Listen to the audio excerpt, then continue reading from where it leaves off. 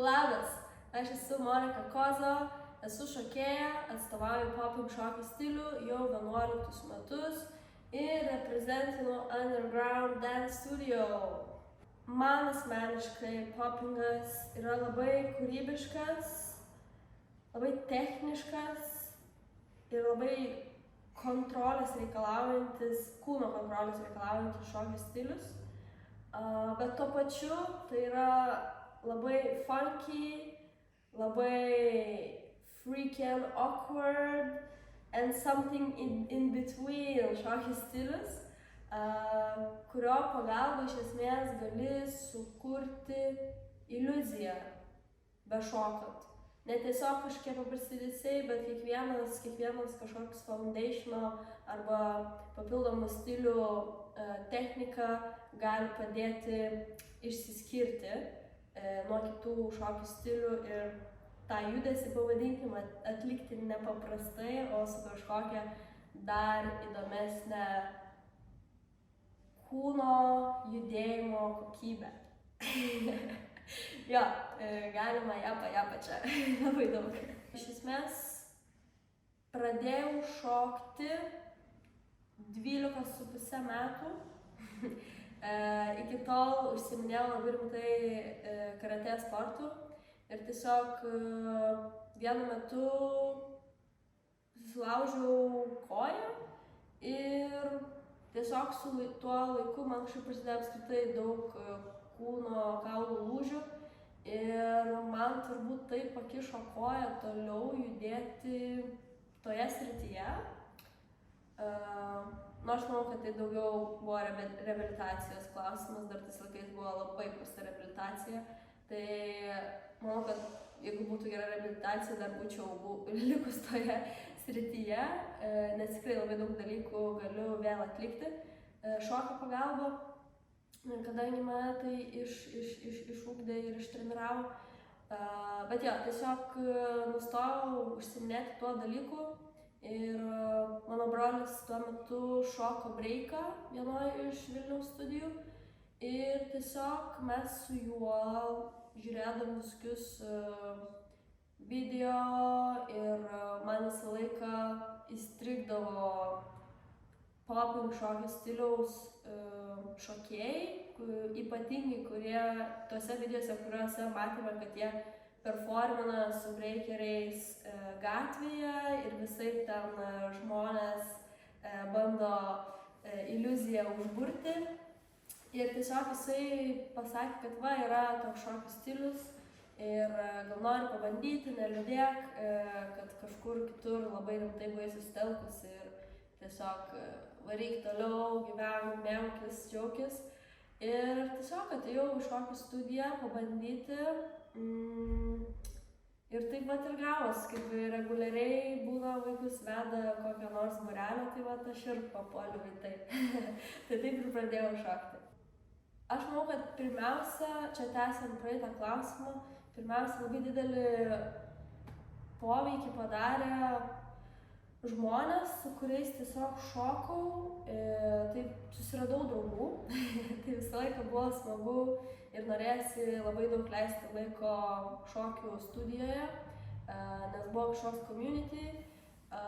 Jo, ir tiesiog pradėjau vis rimčiau žiūrėti to šokį, nes man pradėjo sektis, dėl to, kad labai daug darbo dėdavom, kadangi poppingas yra sudėtingas ir tu visas toks kreivas, šleivas, tai mes visą laiką treniruodavomės su tais draugais ir tiesiog pradėjau laimėti keletą renginių, kažkur gal kokiam workshop'e nuėjus, inspiravausi, įsikvėpiau tiksliau ir kažkaip vis liko tas mano gyvenime, kol nepriėjau 12 klasės ir tuomet reikėjo kažką veikti.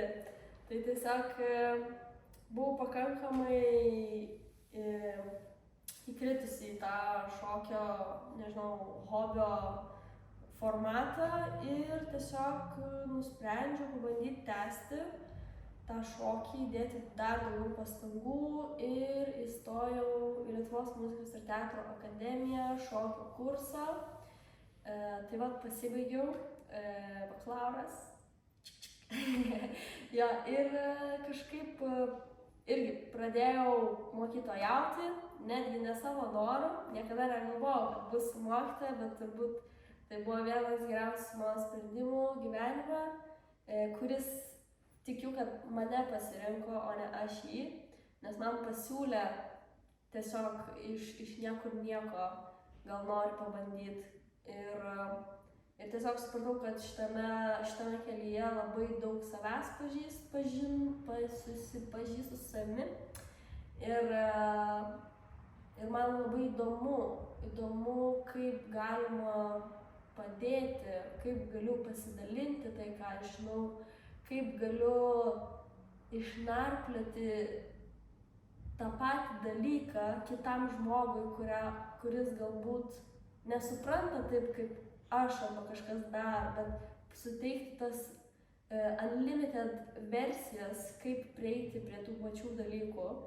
Tai va, tai kažkaip mane labai žavi šita sritis ir kažkaip pats gyvenimas tiesiog mane visur veda į tai. Tai aš taip spėju, kad norom, nenorom pasirinko mane tiesiog šitą profesiją. Tai aš manau, kad man asmeniškai tai yra traumos, su kuriomis teko susidurti arba tenka susidurti. Aišku, vis tiek stengiuosi sportuoti ir prižiūrėti savo kūną, bet kartais jos tiesiog yra neišvengiamos. Tai man buvo didžiausias iššūkis stuburo trauma, kurią vis dar turiu ir visada turėsiu ir viskas gerai, tiesiog reikia išmokti pasirūpinti ją. Ir turbūt, kad šitas iššūkis mane išmokė, kaip vis tiek galvoti apie šokį arba kaip likti formoj, kai tu iš esmės negali net vaikščioti, negali atsistoti, negali pajudėti. Tai jo, bet aš manau, kad tai buvo ne tik didelis žingsnis šokyje, bet apskritai manyje kaip asmenybėje, nes teko susidurti su įvairiausiais emocijų gūsiais ir kalneliais, tai jo, tiesiog turbūt jo, tai mano didžiausias iššūkis buvo. Čia šiaip turėjau biškį paverkti, nes tipo čia buvo žiauru ir kelis kartus, bet matot, pozityviai, viskas gerai, išmoksti savimi rūpintis. Aš manau, kad aš jaučiuosi įvairiai. Įvairiai ir labai priklauso nuo situacijos ir aplinkybių, nes vienoje srityje galiu pasakyti vienaip, kaip aš jaučiuosi, kitoje srityje kitaip. Tai pavyzdžiui, betlose aš labai azartiška, labai noriu varžytis, man patinka. Tai aš jaučiu savotišką adrenaliną ir jo, kažkokį tokį iš geros pusės tą varžymąsi, nes kartais būna, kad žmonėm kaip tik, toksik gaunasi šitas varžymasis, bet man patinka. Tai jau mane haipina šokis. Tuomet iš kitos pusės šokis man kitoje srityje suteikia labai didelį savęs pažinimą, tiek kūrybiškumo kažkokią erdvę, kurioje galiu ieškoti ir kurti tiesiog, kas iš esmės atneša laisvę, daryti tai, ką nori ir jo, tiesiog būti savimi iš esmės. Ko išmokau šokant, tai išmokau apie save. Apie save, apie kitus, kaip bendrauti ir panašiai. Tiesiog čia nesibaigiantis išmokimas vyksta apie save. Tai aš įsikvepiu iš tikrųjų žiūriu įvairių dalykų, priklauso ar tai yra įsikvėpimas man asmeniškai, kaip šokėjai, kaip žmogui, varyti toliau gyvenimą, ar tai yra įsikvėpimas kažką būtent kurti, kūrimui ir panašiai. Tai galiu tiesiog taip minčių lietų padaryti, tai labai patinka spalvos ir dailė, formos ir geometrija. Tuomet, kuo dar inspiruojas kitais šokėjais, ne tik tie, kurie yra worldwide ir žvaigždės, bet, of course, ir jais turiu keletą žmonių, kuriuos aš visai laikau role models. Ne tik kaip šoko, bet ir kaip žmonės trytina save ir gyvena. Tuomet, kuom dar įsikvėpiu, tai įsikvėpiu žmonėm esančiais undergroundą, nes visai susidarė tokia community, kurios iš esmės mes ir siekiame. Ir tiesiog yra smagu būti šokyje ne tik fizinę tą formą ir judesiu, bet ir žmonėmis aplink tą community ir būti kažkaip kitaip aplink tą šokį. Tuomet be abejo įsikvėpiu savo mokiniais, jų progresu procese, mažais laimėjimais kažkokiais, baby stepsais. Jo, tiesiog kartais atrodo ir paprasti dalykai įkvepia, kažkokias žmogiškas, gyvenimiškas situacijos ar įvykiai. Gal kažkoks kitas meno kūrinys, nežinau. Daug. Arba turiu labai ilgai vardinti, kad tikrai viską išvardinčiau, arba tada pasakyti kelis, bet tada žinau, kad ne iki galo atsiskleisiu. Tai va, kažkaip taip.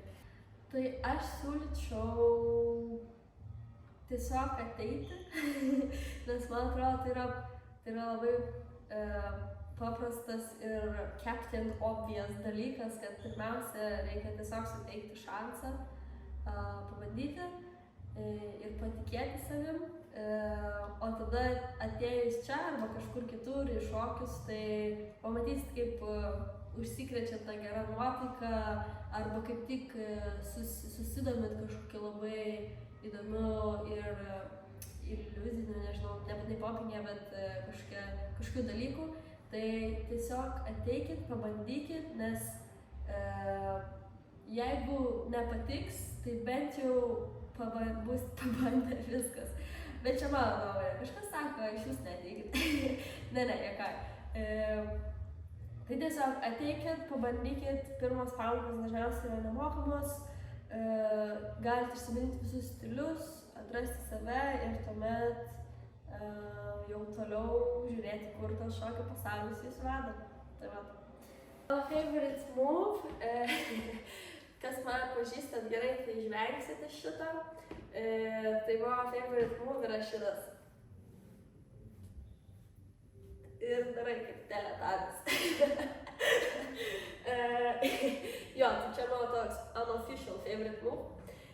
O official favorite move iš popingo, tai būtų sunku iš tikrųjų atsirinkti, bet turbūt, kad man įdomiausias konceptas tai yra water wave ir tuomet digits, tai yra prieš tai, tai tiesiog